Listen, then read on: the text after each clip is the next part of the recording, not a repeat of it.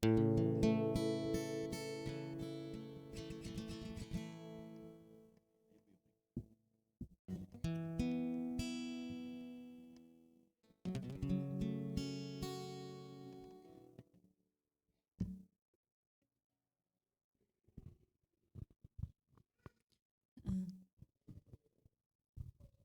morning, church. Good morning.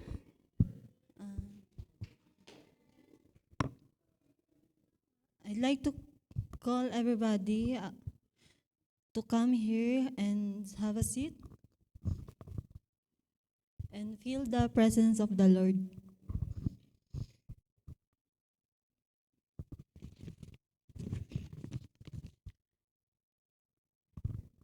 I'd like to share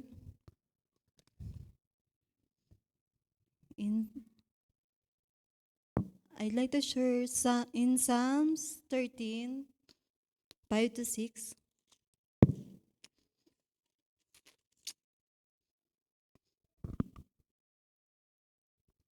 But I trust in your unfailing love. I will rejoice because you have rescued me. I will sing to the Lord because he is good to me.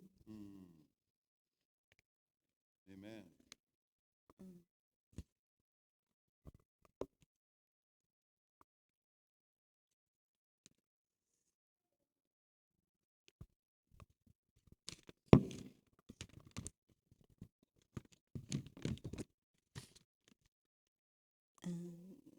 This verse saying, David, despite of his sorrow, fear, feeling, and help, he still chose to praise God. Amen. Let us pray. Lord, we thank you for always here in us.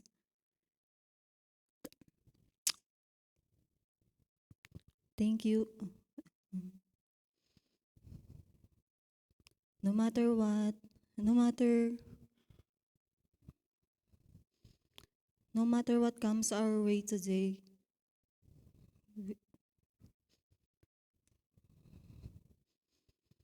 we will praise you.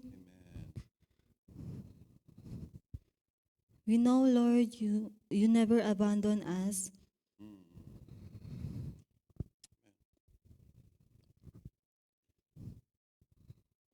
We will trust you. We will worship you. We will praise you, O Lord. We will sing to you. Thank, thank you for everything you done in us. Everything you done in the mighty name of our Lord Jesus Christ. We pray. Amen. Amen. Amen. Palakpakan po natin ang ating Panginoon. Praise God. Thank you, Sister Tony. Wow. Praise be to God. Palakpakan po natin muli ang ating Panginoon. Praise be to God. Hallelujah. Thank you so much for sharing that, the life of King David. But we know the life of King David. Amen. His life is not easy. But when he sinned against God, that's when all started. But in all of his suffering and pain, he chose to trust God. Amen? Amen. That's what we're going to do today. Church, sometimes, again, our most powerful praise doesn't come uh, not because our life is easy, our life is full of comfort, but most of the time from desperation that turns into trust, that turns into hope in our Lord Jesus Christ. Amen. Again, as we praise and adore our living God, our Lord Jesus Christ, we don't worship because life is easy. We worship because we know that God is faithful. Sabi nga ni Sister Tony that no matter what our circumstances are, we choose to worship. Amen? That's what we're going to do. We worship because His promises are greater than our circumstances. So, brothers and sisters, let us lift our voices together and declare that our hope alone, Our joy alone and our blessings are found in Christ alone. Amen? Come on, let's rise up. Let us worship our living God. And I'm just going to play guitar here and you're going to sing over there. Because you know my voice is not cooperating this morning since the other day pa. Amen. But we choose to worship the Lord. Hallelujah. How about we pray first before we give our best worship to the Lord. Father God, we just want to thank you. We just want to honor you, Father God, for what you are doing in our life, Father God. Thank you for that great reminder that our life is full of struggles, full of pains, aches, oh God. But thank you so much for giving us this desire to honor you and praise you in the midst of our pain and suffering. Hallelujah, God. We choose to worship. In Jesus' mighty name we pray. Amen. Let's glorify our name.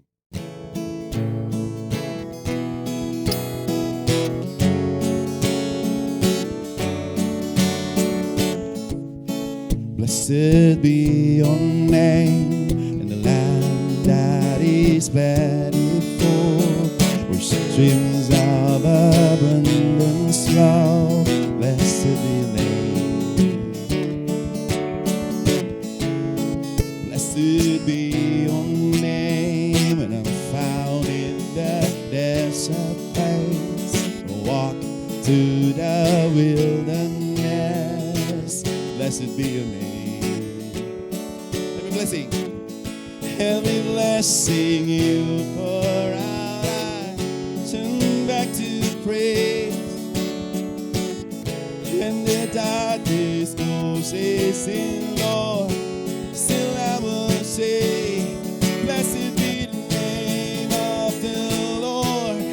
Blessed be your name, Jesus. Amen. Blessed be the name of the Lord. Blessed be your glorious name.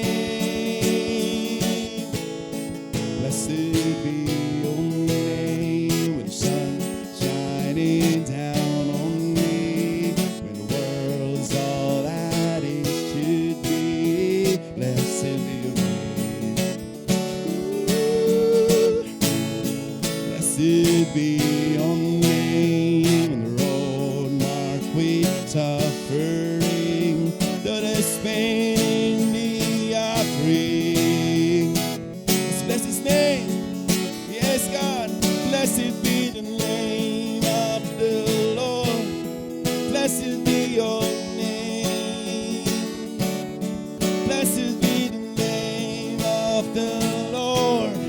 Blessed be your glorious name. You give and take away.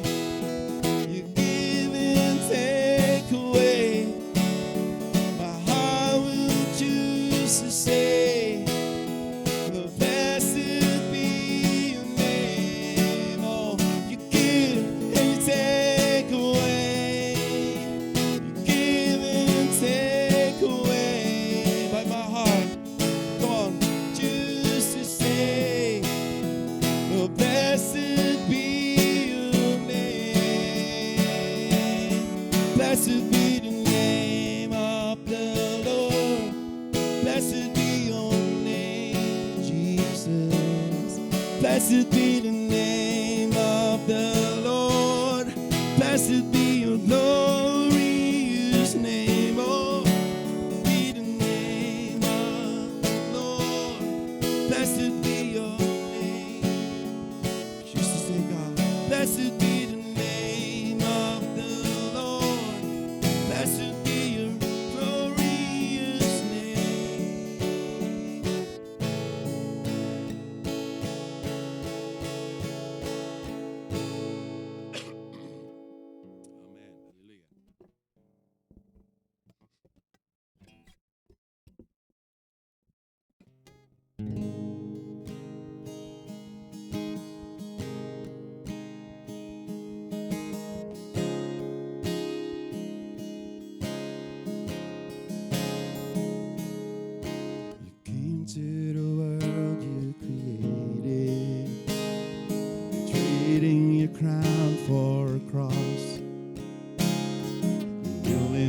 died, your innocent life paid a cost.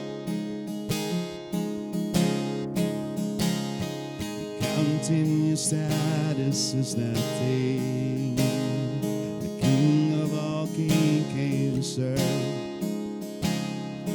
washing my feet, covering me with your love. Thank you, Jesus. If more of you means less of me, take every it's all of you, it's all of me, take everything. You are my life and my treasure, the one that I can't live without. Yes, God. Here at your feet, my desire and dream I lay down. Here at your feet, my desire and dream I lay down. If more of you means less of me, take everything. Yes, all of you is all I need. Take everything. Sing that again. More. If more of you means less of me, take everything. Yes, all of you is all I need. Take everything.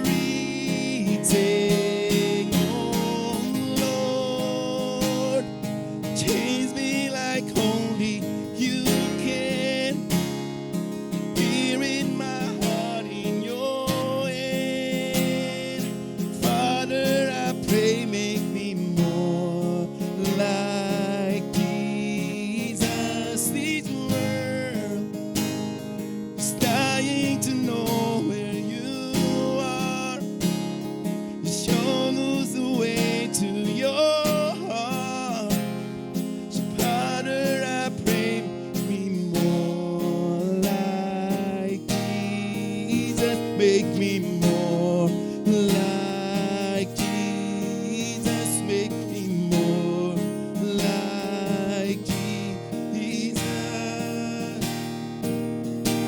If more of you means less of me, take everything.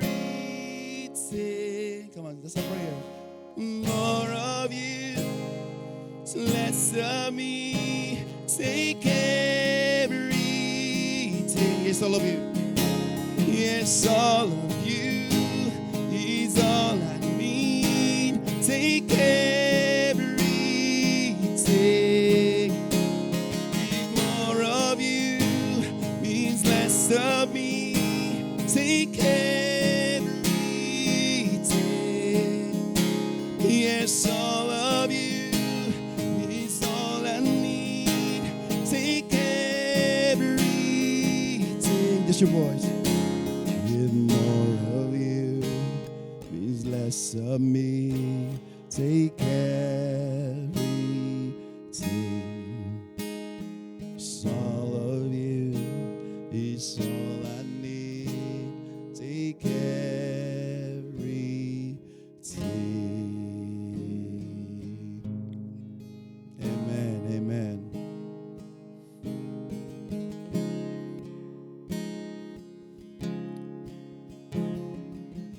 Father God, that's our desire this morning. That you will take everything, oh God, that's hindering us, blocking our ways in worshiping you, Father God. It's not this earthly success that you need, Father God. All you need is for us to know you more and more. Oh, thank you, Father God, for this great reminder that even though in the pain and suffering, you are there. You never leave us nor abandon us. Lord, we need you. Thank you, Jesus. Amen. Amen.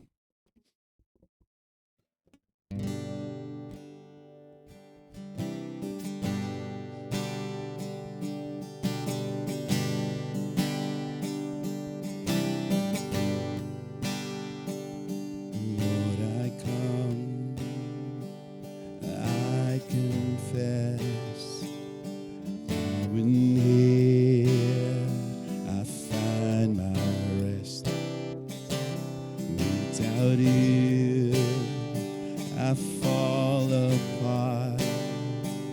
You're the one that guides my heart. Sing it out. Lord, I need you.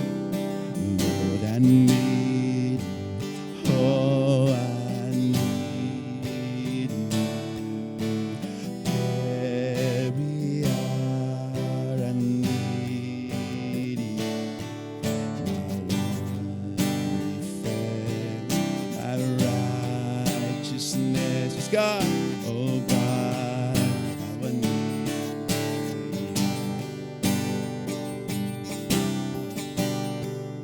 you. When sin runs still, your grace is more, and grace is found, is where you are, where you are. Lord, I am free.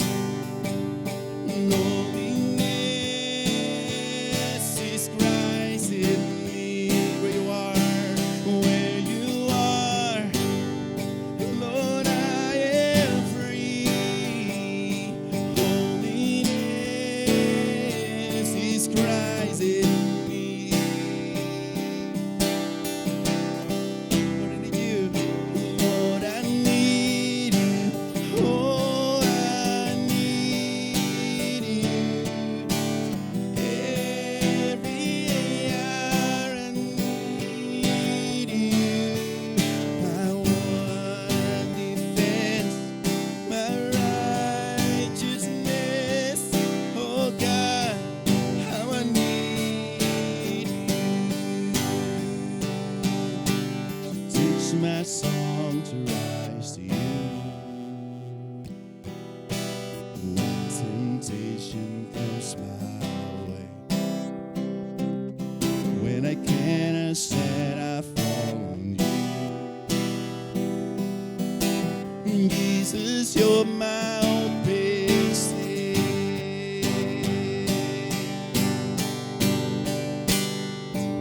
Lord, I need you. Oh, I need you. Every hour I need you. You're my one defense, my righteousness. Oh God, how I need you. Hey. Lord, I need you. Oh, I need you. Every hour, my one defense, my righteousness. God, how I need you. You're my one defense, my righteousness. Oh God, how I need you. Amen. Palapakan po natin ang ating Panginoon. Amen. You may be seated.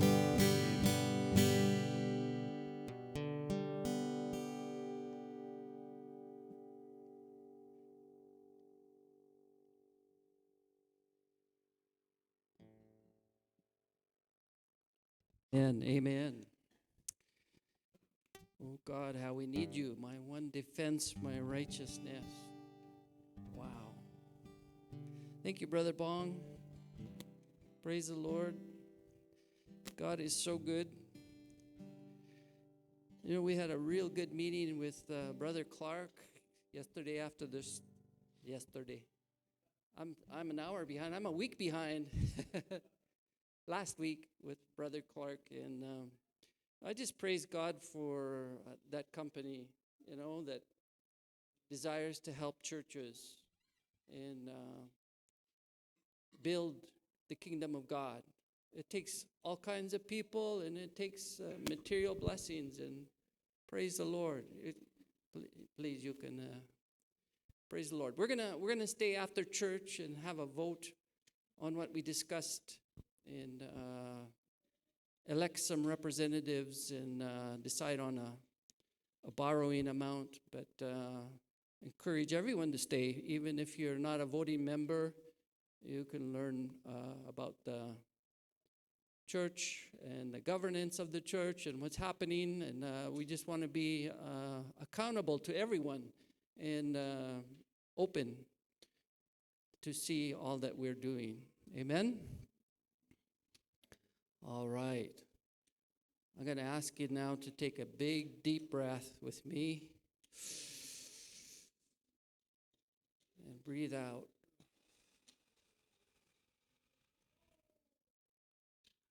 Praise the Lord. Sometimes as Christians, we carry a burden within us to measure up, to perform, to be spiritual, to be growing in our spiritual life, and especially when we come to church. You know, we want to dress up. I mean, just look at our pastor this morning. Wow. It's good that the pastor dresses up. I approve that. You know, but there's a pressure on the outward appearance sometimes that we would be very spiritual, and we have this burden. We feel like we have to manufacture our own righteousness, you know, and God never intended it that way. I mean, there's verses in the Bible that says that, you know, Paul tells the believers, grow up, stop being babies. But sometimes we feel like we need to strive to do that. Where the fact of the matter is that Christ lives in us. Amen? And it's not us that produces that. It's Christ in me. And the way to grow is not by doing my own works and striving, but we all carry that burden, that desire to look good. And we can become religious. And it happens before we even know it. And we need to be careful that that doesn't happen. We can say the right spiritual words around other Christian people, read our Bible, go to church, try to do good things. But when trials and temptations come, and the pressures, they expose our facades and our superficial lives. And this only leads us to feeling worse. And so we are caught up in a cycle of striving and failure. So how are we supposed to grow up spiritually? Well, Matthew 18:3 says, Jesus says, unless you are turn and become like little children, you will not enter the kingdom of God. Well, there's a very wonderful example Jesus uses very in front of all the people to see a little child who follows his daddy around, who's very dependent on his daddy, and knows that he is weak, knows he needs his daddy. And so also for us to grow, we need to be like that. 2 Timothy 2:1 says, be strong in the grace. Be strong in the grace. Wow.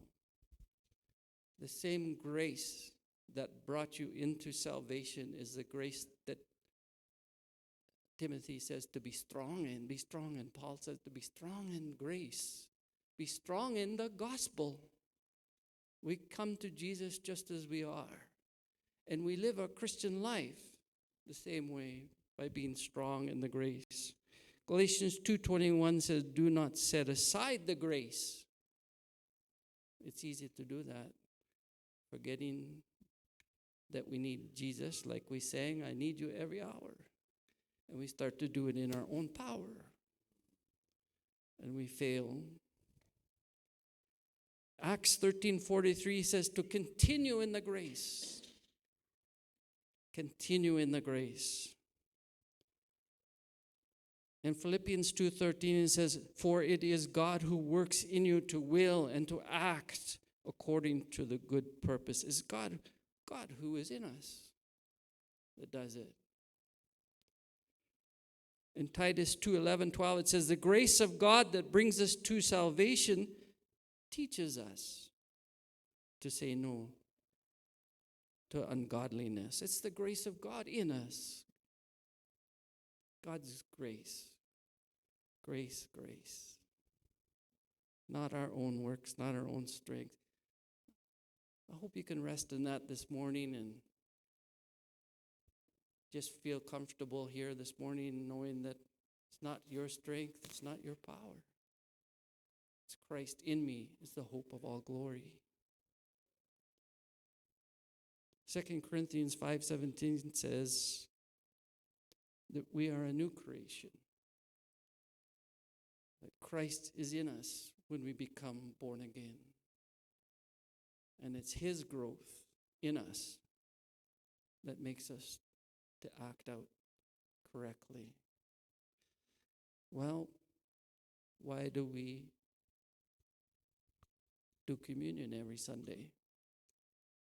Because it reminds us of God's grace, God's salvation, and the grace we continue in.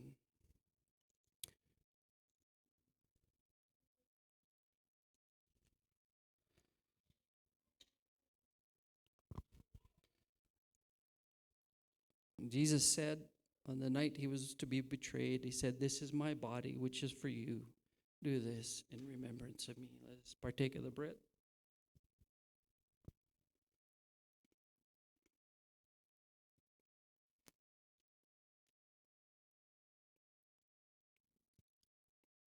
In the same way, after supper, he took the cup, saying, this cup is a new covenant in my blood. Do this whenever you drink it in remembrance of me.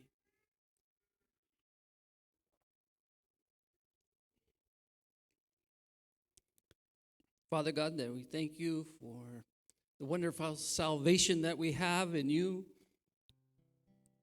the wonderful miracle resurrection power that you've given us, that you came to live in us and to live through us. And as we take you in, Lord, help, I pray my brothers and sisters will learn to receive your love, receive everything that you have for them so that they can let it flow through them and empower them to love others, to overcome temptation, to overcome this world. God, help us all to receive all that you have for us. In Jesus' precious name, amen.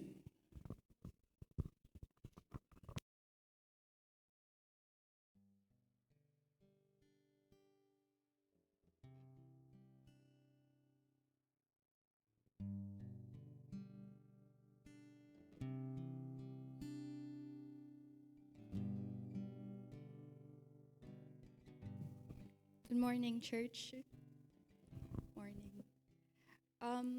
Our topic for today will be led by Pastor Bonnie, and it's going to be about Luke 6:20-26. It talks about God's upside-down kingdom. But what does that mean when it comes to giving and living in our society today? In our society right now, success is often measured by how much we accumulate things, how much materialistic things we have, may that be stuff or money. Our society encourages us to pursue wealth, security, and comfort. Yet in Luke 6, Jesus presents a different perspective. He says, "Blessed are you who are poor, and woe to you who are rich, for you have already received your comfort." This teaching is not simply about whether someone is wealthy or poor. Rather, it challenges where we place our trust. Many people pursue wealth because it offers them safety and security, the reassurance that if something unexpected happens, like a family emergency or so, they will have the resources to get through it. Is that necessarily bad? No naman. It is natural to want stability and to take care of ourselves and our families. However, Jesus reminds us that our ultimate trust should not be placed on those materialistic things, but in Him. Everything we have ultimately belongs to Him, and we are called to give back a portion of what He has entrusted to us. Not even the whole thing, just a small percentage of what He gave to us. So, as we reflect on God's upside down kingdom, let us remember this promise. Those who are poor are rich in the kingdom of God. Those who hunger will be filled, and those who mourn will receive joy. As we bring our offerings today, may we give with grateful hearts, trusting not in what we possess, but in the God who provides for us. Okay, let us pray. Heavenly Father, we thank you for reminding us through your word that your kingdom often looks different from the world around us. While our society values wealth, comfort, and security, you teach us to place our trust in you above all things. Lord, help us to remember that everything we have is a gift from you. Teach us to hold our blessings with open hands and give generously so that others may experience your love and provision. As we bring our offerings today, may they be used to serve those who are in need, the poor, the hungry, and the hurting, so that your kingdom may be made visible in our world. Shape our hearts to reflect your upside-down kingdom, where the humble are lifted up, the hungry are filled, and those who mourn receive joy. We offer these gifts and ourselves to you with gratitude and trust. In Jesus' name we pray. Amen. And before we hear the message of Pastor Bonnie, I would like to share this wonderful song. It's called Washed. And I'm so inspired and really reminded of what the Lord has done to me. You know, God has declared me innocent in the eyes of the Father because of His wonderful works on that cross. By His scars, my sins are erased, and I'm declared innocent. So let's just enjoy this song, and praise be to God, to His holy name.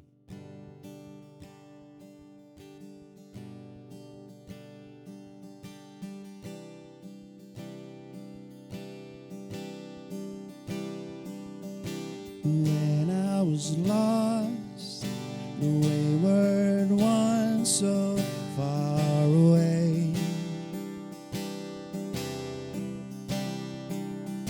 now was you taught there on the cross that day.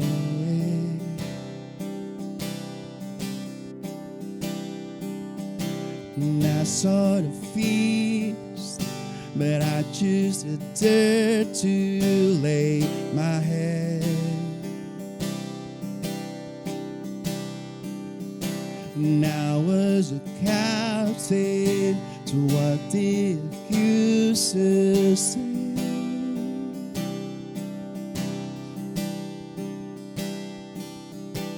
Then you step into my grave, laughing at the guilt and shame, and all my fear was stripped away. Now I stand and sing, I am washed by the blood of the Lamb. I am washed by the blood of the Lamb, and by your scars, my sin erased. I'm innocent. Thank you, Jesus. covered in beauty, clothed every word you speak.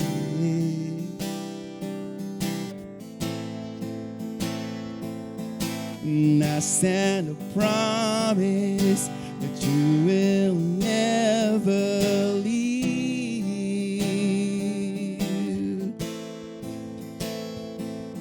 'Cause I found a love that fills me again and again.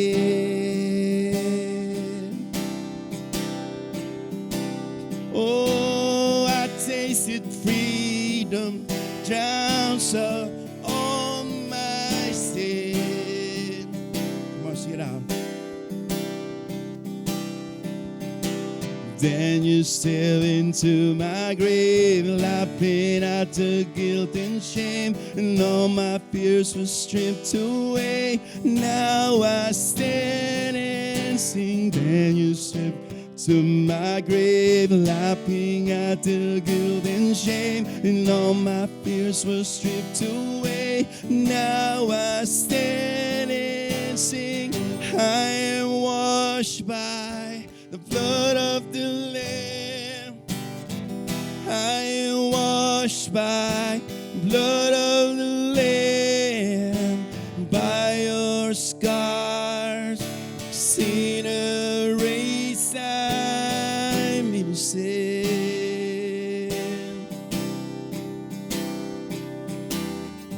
I am washed by the blood of the Lamb.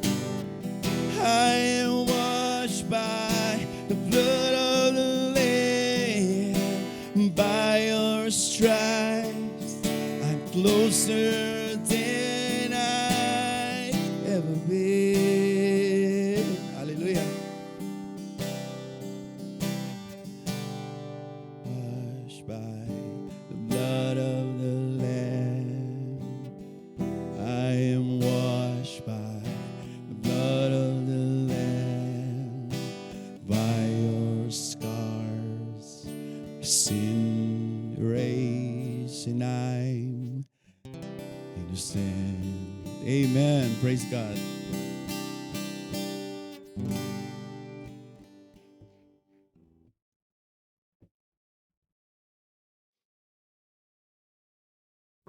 Good morning, everyone. I hope everyone had enough sleep for today since we moved our clocks forward.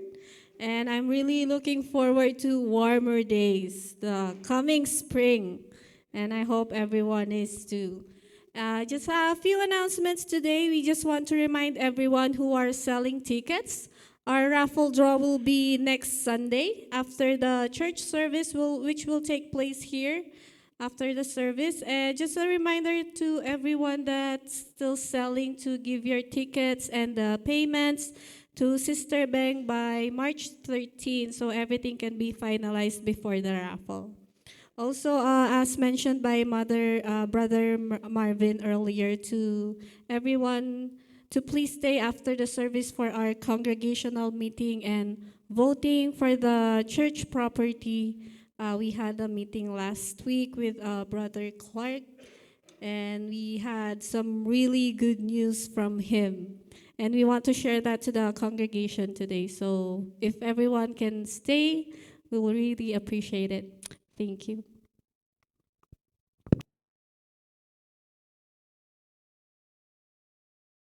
Thank you, Sister Kia.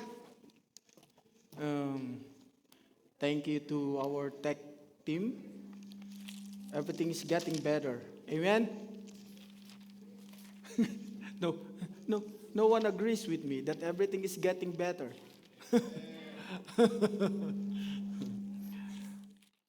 Okay. Uh,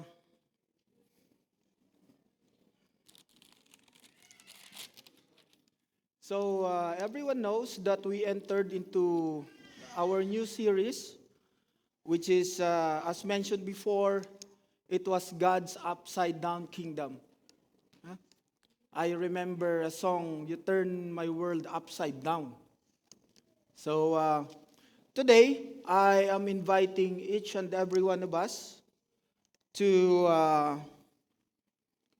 bear with me for a couple of minutes to really take a look at our topic for today, which has a title of Up is Down, the True and Heavenly Blessing.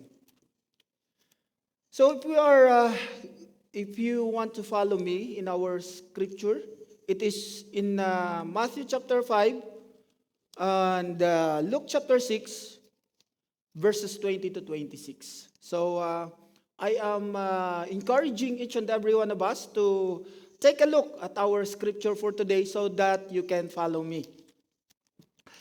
Chapter 4 of the book of Matthew ends up with a very important details. In chapter 4, verses 24 to 25, it says that his fame spread throughout all Syria. Many people who were in pain and suffering with every kind of illness were brought to Jesus for their healing. So his fame, his popularity, okay, is slowly reaching to the climax. And he is not popular just in Judea. He is popular, surprisingly, on Gentile cities. Right? So, this comes to my mind what Jesus said, that a prophet is not recognized in his own people or his own country. So here, there are lots of people, surprisingly, with lots of illnesses, they're suffering with every kind of illness, who were brought to Jesus for healing. There is one particular purpose, and that is for healing. They came to Jesus for healing. They came to Jesus for healing of their various diseases like epileptics, paralytics, and those tormented by demonic powers were all set free. So all of these people who are sick, who are tormented by the demonic powers, paralytic, all sorts of diseases, they came to Jesus and they were healed. None of them are not being healed. So Jesus' healing power is 100% accurate. Everyone who was brought to Jesus was healed. And these healings, this resulted in a massive crowds of people following him, including people from Galilee, Jerusalem, the land of Judah, the region of the 10 cities, which is in Greek, it is called Decapolis. Deca means 10, and polis means cities. So Decapolis, that's why Decagon has 10 sides, right? So this is a Gentile city. And beyond the Jordan River. It's beyond the Jordan River. And these massive crowds that Jesus saw in Matthew 5 and Luke 6 is probably the same type of crowd mentioned in Matthew 4. So, in that setting, Jesus looked at his disciples. There's the crowd, but Jesus intently, he looked at his disciples. In our life today, as mentioned by Sister Hannah, thanks Sister Hannah, the summary of my lesson was summarized by Sister Hannah. We don't talk to each other. Praise God. Praise God. So, if you remember what she said, you will probably see it here. So, when we see that, our world was really like, we are more, our life is cling more on the tangibles, on results. What was seen by the eyes, what can be touched by the hands, by our senses. Sometimes our faith is attached into it. when I entered that gate over there, our door, Sister Kia told me, "Wow, mukhang pastor ka ngayon. You look like a pastor today." And I asked myself all of a sudden, other Sundays, do I look like? We are being branded by our outward appearance, right? It's easy to judge when we see it. That's why some people, or most of us, will see. To see is to believe, right? Because most of the time, we look at the outside appearance in order to judge something, to judge anything, we always look at the outward appearance of someone or something. Right? So here, talking about upside down, it's very controversial. Upside down. And up is down. There are things being mentioned here like, blessed are the poor. Who among here wants to be poor and yet be called the blessed one? Sino gusto dito? Yung walang pera. Baon sa utang, pero sasabihin sa iyo, "Oh, you're blessed." Who? Nobody. Nobody here would say, "Oh, I'm blessed," but you are not eating. You do not have food to eat. You have no clothes to wear. Lahat ng damit mo, all of your clothes are $5 or less.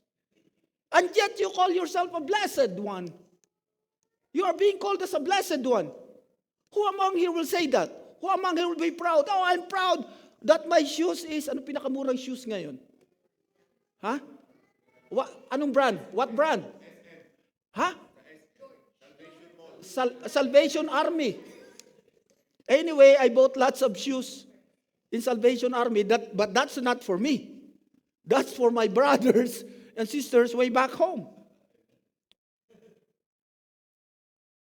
It's good for them, but not for me. It's easy to say that I am blessed. If I have lots of food stored in my refrigerator, it's easy to say that I am blessed. If I have lots of money in my bank account, it's easy to say that I am blessed if I have less utang in my credit card. Less credit in my credit card. It's easy to say that when life is good. But think of this. Jesus, he looked at his disciples with lots of crowds, with intentions, and you will be surprised what he said. He said, "You are blessed." Number one, when you are poor. In Luke chapter 6 and chapter 5 of Matthew, the word blessed, in Greek, it is translated as makarios. So if you have a son or husband whose name is Macario, that means blessed. You are blessed. Blessed with what? Blessing there, it talks about eternal blessings. A blessing that is coming from God. It does not point to the earthly blessings. Okay? So, he says, blessed when you are poor. In Matthew, it says poor in spirit. But in Luke, it's just poor. What does that mean? In Luke's account, it speaks of the literal poor. But in Matthew, he speaks of being poor, not of material wealth, but being poor in spirit. What does that mean? Brothers and sisters, bear with me with this context. So, the two accounts, Matthew chapter 5, verse 3, and Luke chapter 6, they do not contradict with each other. Rather, it is two different concepts with just one meaning. Matthew chapter 6 speaks of being poor, not because you are not able to provide all of these things or you have no choice. You are economically unable to provide everything or anything to make you rich, but you opted to be poor for the kingdom of God. I I think of our beloved pastor, Brother Ted. Me and my wife, we were talking about this, and I am scanning on our chats, and I was like uh, reading through some conversations about what Brother Ted was doing. I said, maybe Brother Ted had sold all of his properties just to buy the chapel. And my wife she's a bit worried. But I see the other way. We are looking at the same scenario with two different reactions. My wife was a little bit worried, but I am envying. Parang naiinggit ako. Why? First and foremost, blessed is Brother Ted because he has properties to sell, which I only have one, and still a credit one. Brother Ted was paid already, so I said, wow. And it's not just one property. Two. Am I correct? There are two properties here in Canada, paid already. Sister Love cannot look at my eyes.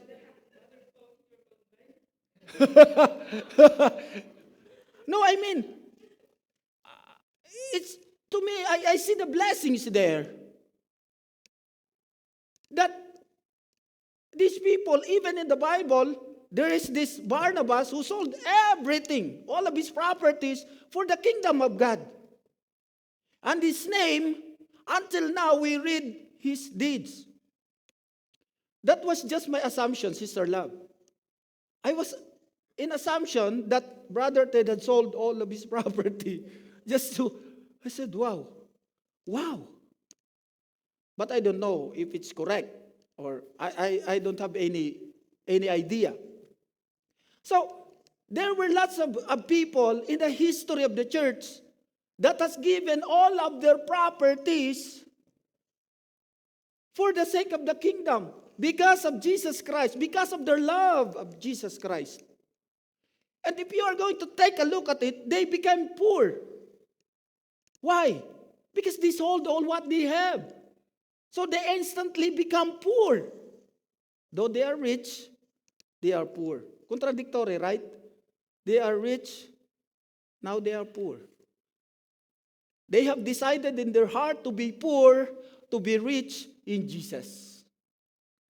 How amazing was that? So I think that's what Luke was. That's why he didn't include the poor in spirit.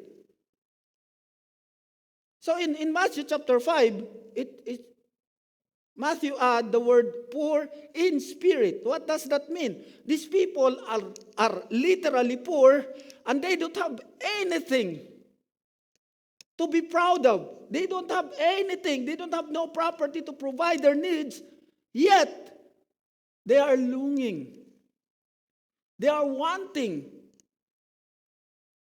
to be supplied by our Lord Jesus Christ. They are poor in spirit. So, he says, when you are poor in spirit, you are blessed. The world will raise their eyebrow. You are rich. You are poor. How can that be a blessing? Okay? So, if we are going to take a look at the kingdom, in both situations, even if you have everything, but you have no Jesus, you are poor. That's what the text is saying. Even if you are well provided, you have everything, yet you have no Jesus, you are poor. If you are blessed, if you put your trust in Jesus, your only hope, you are blessed if your only hope is in Jesus and you are longing to have Jesus as the only hope of your life. You are longing. You are blessed if your only hope is God. That's why poor in spirit, you have no other hope. There is no other ways you can supply all your needs. It's only the Lord himself. The message is here. Your only hope is Jesus. You are blessed if because of Jesus you became poor, though you are rich. You are blessed, though in the world you are hopeless, yet you put your hope in Jesus, you are rich and you are blessed. In James, James, he also has words about this. So in James, there were instances where James were like talking to the rich, and he said, I think it is in James chapter 4, verses 7 to 10, if I am correct. He said, you know what? You have to remind the rich. Submit yourselves to God, and He will lift you up.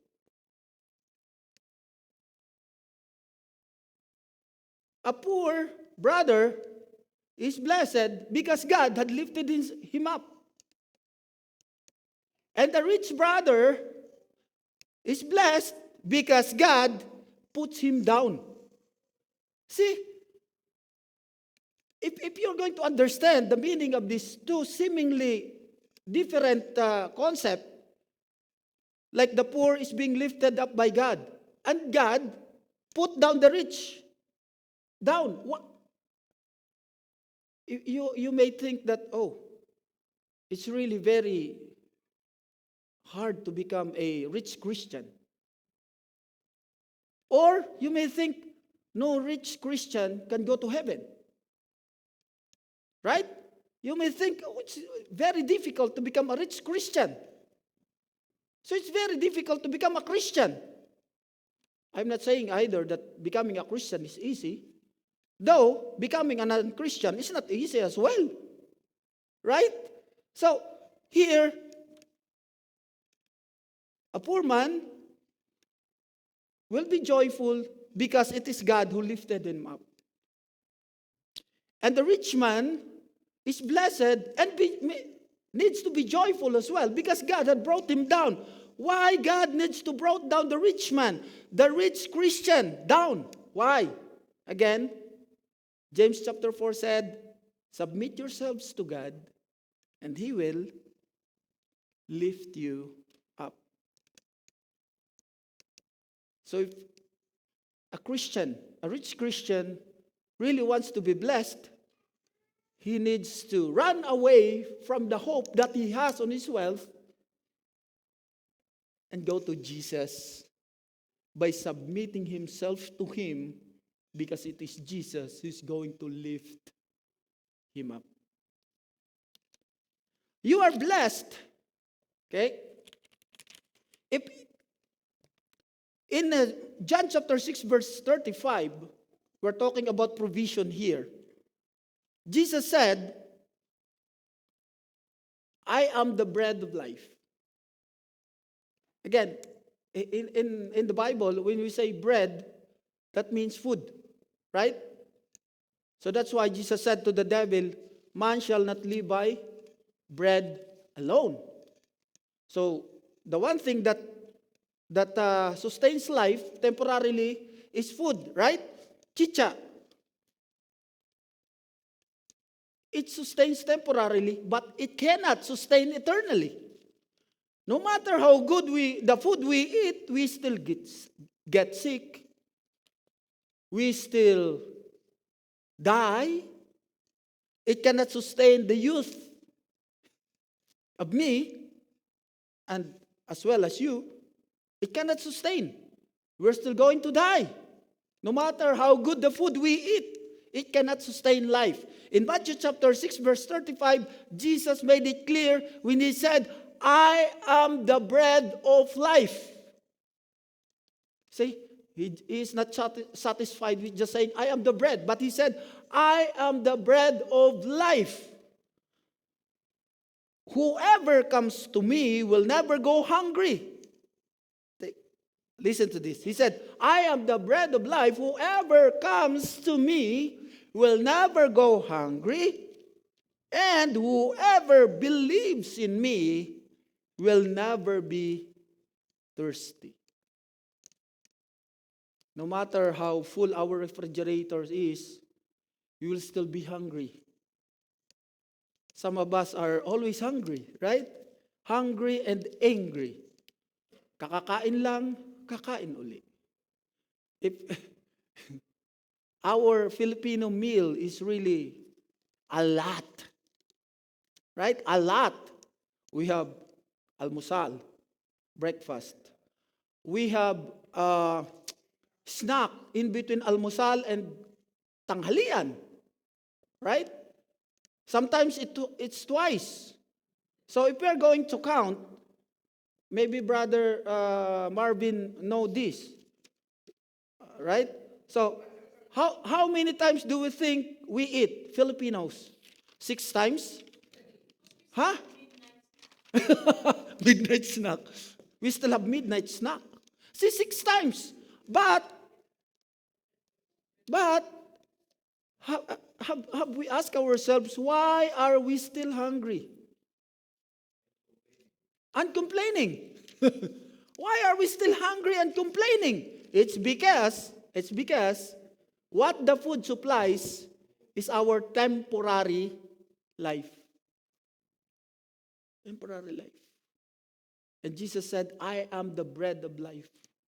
Whoever comes to me will never go hungry, and whoever believes in me will never be thirsty. Praise God. There is no one thing when we come to Jesus. Okay?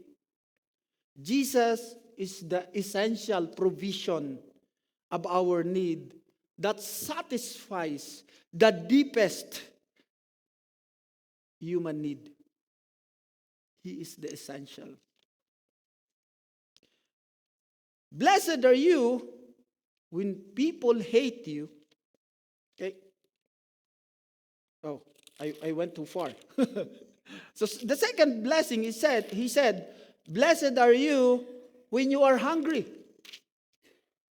Blessed are you when you are hungry. That's why I said Jesus is the essential provision that satisfies the need, the human need. So he said, don't worry. Sometimes we worry about what we are going to eat, right? We worry about what we eat for tomorrow. I asked that question. Why is the Bible like, don't worry about what you will? In grammar, what is will? Is that today or future? It's future, right? So people worry about the things of tomorrow, not of today. Did you realize that? We worry with what will happen tomorrow, but we don't worry of what is happening today. Why? So, brothers and sisters, think of this. We worry about what's happening tomorrow, but not today.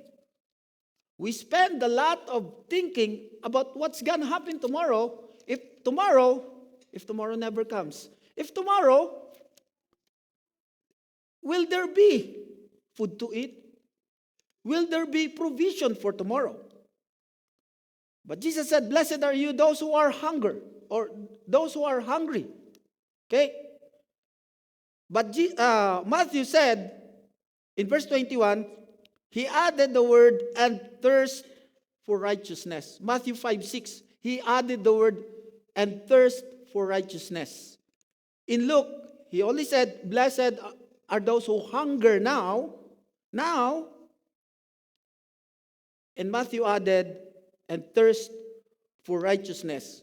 Food and water are considered man's basic need. Both of these causes worry to us, right? In Matthew chapter 6, verses 31 to 32, he said, do not be anxious. Do not be anxious or deeply worried about what shall we eat, what shall we drink, or what shall we wear. These worries are what we call normal worries. Everyone worries with this. Who among here is not worried about their supplies for tomorrow, the food they are going to eat, the clothes they are going to wear. I'm not going to believe that no one is worried. If you say, I'm not worried, I will take a look at your closet. If there's a lot of this, that's the proof that you are worried. Why you are worried? Because you buy a lot. It's overflowing now. You are even complaining, oh, there's no more place for me to put my different kinds of clothes. That's the product of our worries. But Jesus said, do not be anxious. What is anxious? That's deep worry. A kind of worry that causes you stress. That causes you not to sleep. Not to sleep. Do not be anxious. He said, do not be anxious about what we shall eat, what shall we drink, or what shall we wear. The word shall means the future again. It's tomorrow. Note that in Matthew 6:31, we are anxious of the provisions for tomorrow. What shall we, and not with what or what is being provided for today. No person or amount of riches can satisfy the earthly need of a man and woman. One day you are excited, satisfied, happy. Tomorrow you're not. I was so excited when I bought my Toyota Highlander. Wow! Woo! Feels like I'm the richest man in the world. I always clean it every day. And I see to it that if Brother Ted is going to have a ride with me, he will experience the best comfort that a man could experience. After a month, believe me or not, my car is always dirty. And I'm even thinking of replacing it with another one. Woo!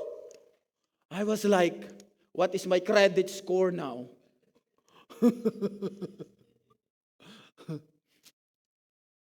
That's the joy, or that's the happiness of the world. It's fleeting. One day you're happy, tomorrow you're not. Okay?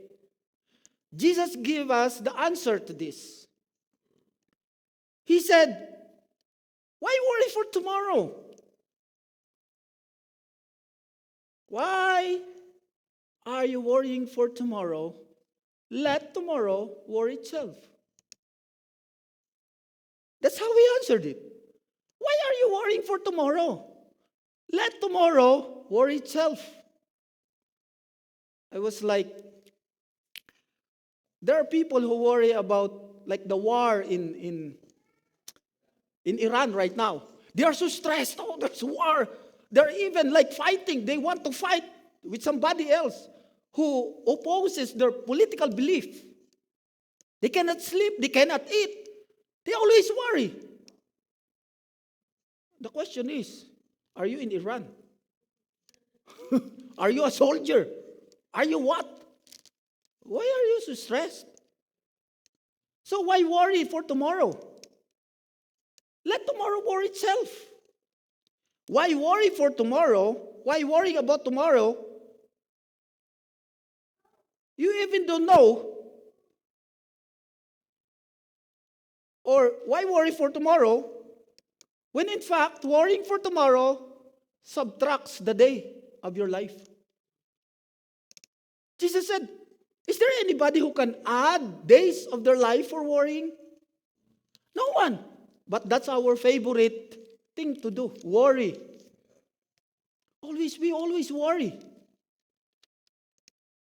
Okay? Provided na nga, worry pa din. We worry. So why worry for tomorrow? Nobody can add the day of your life. So, if we are going to subtract every worry that we do with the day of our life, do you think 3 years is enough to subtract your life? So if you probably live for 70 years and you worry for 1,400 days, how was that to your longevity? Second, why worry for tomorrow You don't even know what will happen tomorrow. Sorry for that. Why worry for tomorrow if you don't even know what will happen tomorrow? So that means you are worrying for a day that you don't even know that you are going to be still alive. We are worrying. We don't know, number one, that tomorrow can worry about itself. Second, we worry even knowing that we cannot add a day in our life for worrying. We worry when we even don't know what will happen tomorrow. Right? So, if one of us is still worrying, being so stressed about this building, or how can the fund be provided, please don't worry. God will supply our needs. If this is for God, and if this is of God, God will do something. God will do a miracle. Amen? So instead, in Matthew 6:33, you know what he said? Our favorite verse. Everybody, let's memorize this. Seek ye first the kingdom of God and His righteousness, and all these things will be added unto you. Right? Instead of worrying, we have to seek. Seek not to worry, but seek the provider. As he said, seek ye first the kingdom of God and His righteousness, and all these things shall be added unto you. You are hungry, not simply because you are not capable of buying your food, nor you have no opportunity to provide food in your table. You are hungry because you have chosen Jesus, and may exhaust your supplies because of your love of Jesus. Rejoice, because great or you are blessed. Your hunger is temporary, but your supply is eternal. Jesus said in John 6:35, as He said, I am the bread of life. Whoever comes to me will never be hungry. Those who believe in me will never go thirsty. Number 3, C. Blessed are you when people hate you, exclude you, insult you, reject you, and branded you as evil. You are blessed. But take note. If people exclude you and hated you and branded you as evil because their allegations are true, do not rejoice. Do not rejoice, because Jesus said, He clarified it through the writings of Luke. He said, rejoice if all of these allegations, if all of these actions is because of our Lord Jesus Christ, because of His name, then you are blessed. We have the saying, oh, I'm angry because the allegation is not true.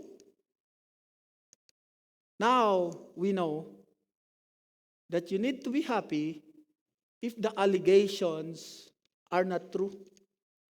If the allegation has something to do with the name of our Lord Jesus Christ. Jesus said, you have to know this,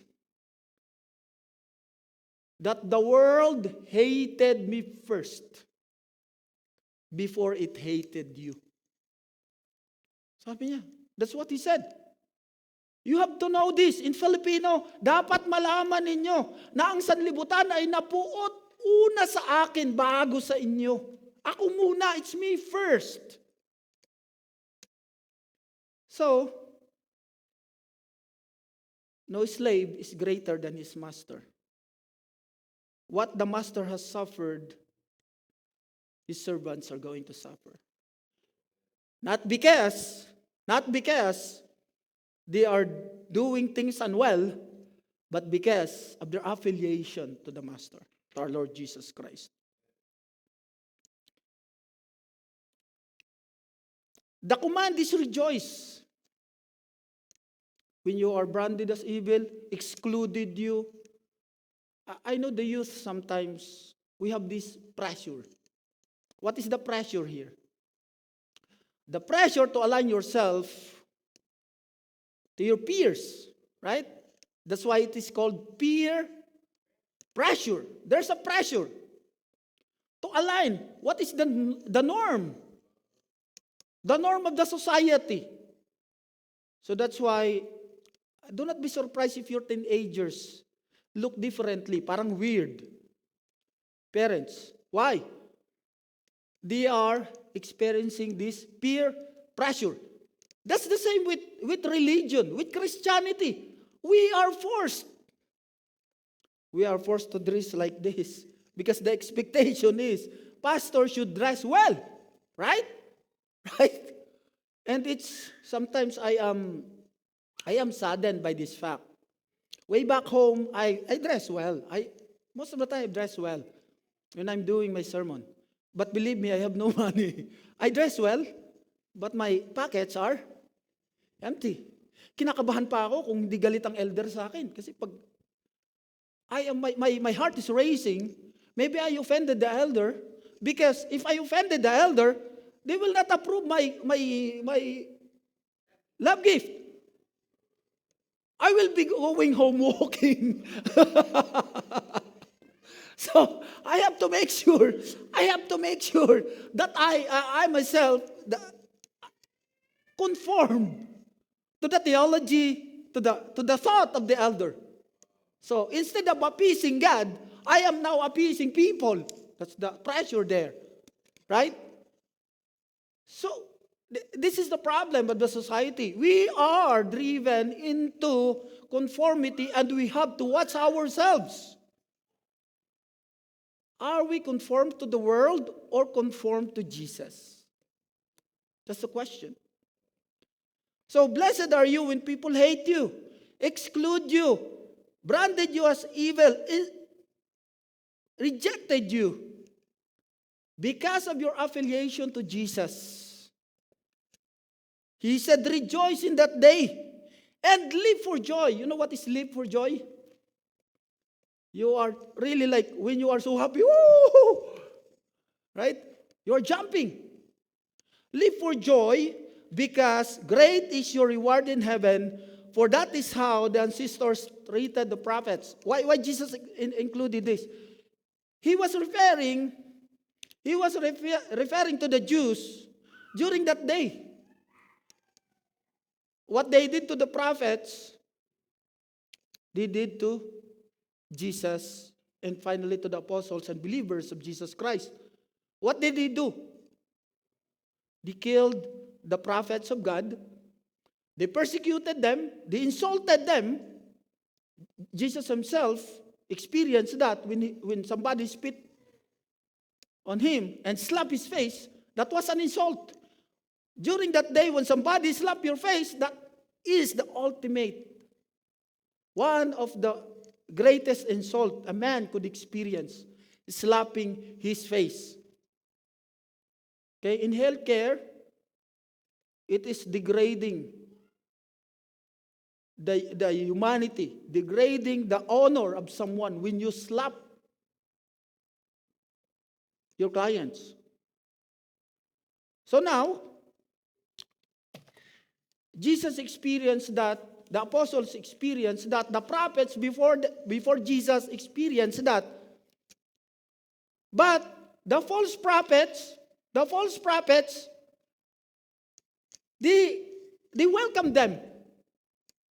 They dressed them well, they provided them well, and they praised them, even elevating their positions to the religious circle.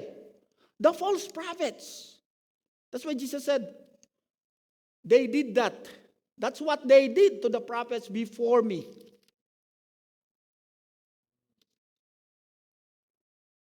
That's what also they did to the prophets, the false prophets. So, proclaiming the good news to the poor, Jesus Christ did this. He proclaimed good news to the poor. Jesus Christ himself was not recognized among the elite circle. He was being castrated out, like kicked out from the house. Most of the time, people are trying or threatening his life. Not because Jesus does not come from God. In fact, that was the reason. He comes from God. They knew it. They can feel it. They can see it. And yet, they refuse to accommodate the truth, but instead resisted into it. The great religions or other religions describe the great rewards in the concept of, let's say, Islam. Rewards is 72 virgins. So that's their reward. And some religions elevated social and financial status in their reincarnation. So if you are a good believer, for example, your past life, you are a toad, kaway tuko. When you have your reincarnation, you are maybe reincarnated into a better kind of animal, like a horse or a cow. And if you do well again, you will be reincarnated into one of the grandest animals in that religion. The animal that they worship, like the apes. So that's how they do the rewards. But heavenly rewards, it's different. It's different. Paul said, no eyes had ever seen. No mind had ever thought of it. It's different. Okay? Are you excited? That your reward, no eye had ever seen. It's not, you cannot see it in the world. Your place in heaven is different. It's inconceivable. It didn't come to your mind. So in our application, the concept of being blessed nowadays and even before is far from heaven's definition.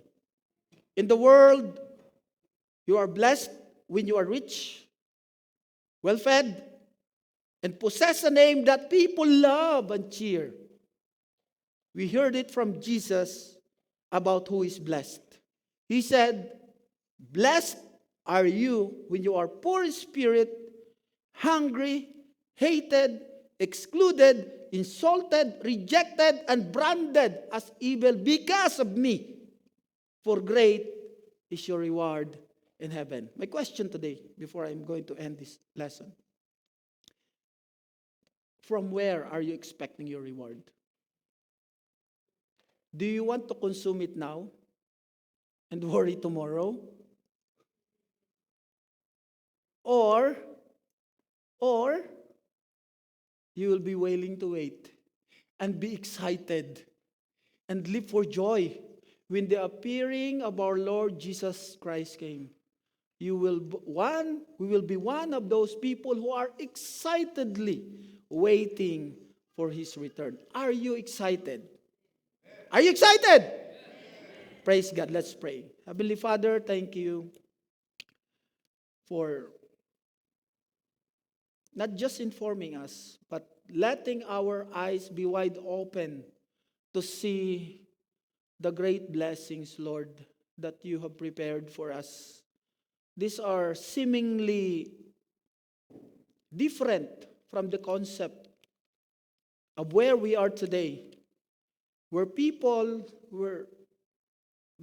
some of us are really like looking for the external, the fleeting blessings or provisions. And sometimes we worry about what we are going to eat for tomorrow, if there's provision for tomorrow. But thanks be to God. Thank you, Lord. You have reminded us that we should not be worried. That we should not be worried about all of these things, for you will add all of these things unto us. Lord, thank you. Sometimes we are helpless. We felt like we are helpless when people do not really like us because of our affiliation to you, seemingly because we are Christian, Lord. But thanks be to God, Lord, Thank you that once again you have renewed our strength by telling us that great is our reward in heaven. All praises belongs to you, Lord. And this we pray in Jesus' name. Amen.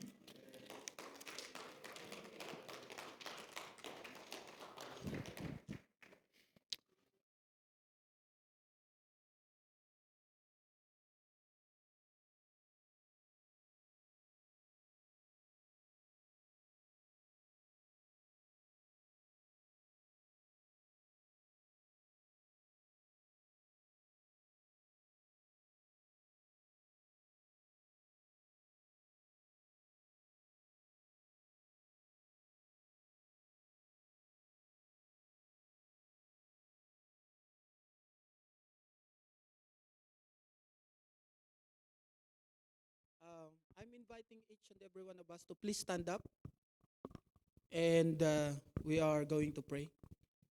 After the prayer, please remain. Even if you're not a voting member, I am personally encouraging you to take part. This is just a practice. Okay? Practice to sa mga susunod na araw. This is a practice of what's gonna happen when you become a member. Hopefully, by your faith in Jesus' power, you will not see it as like a hard one.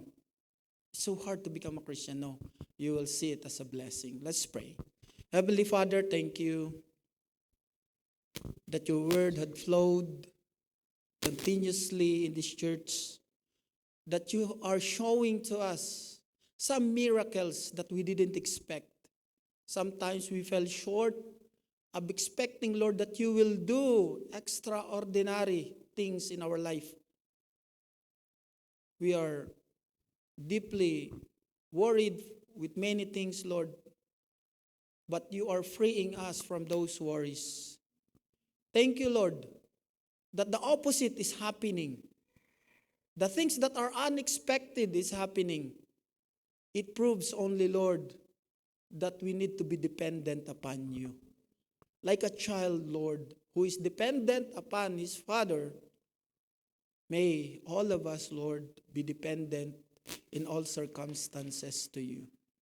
Lord, we will have a meeting, we will have some talk, we will have a voting activity which is gonna happen later on. Lord, we are praying that may your word, may your power be upon us in doing these things, that it would not end with worry again, Lord, but with freedom.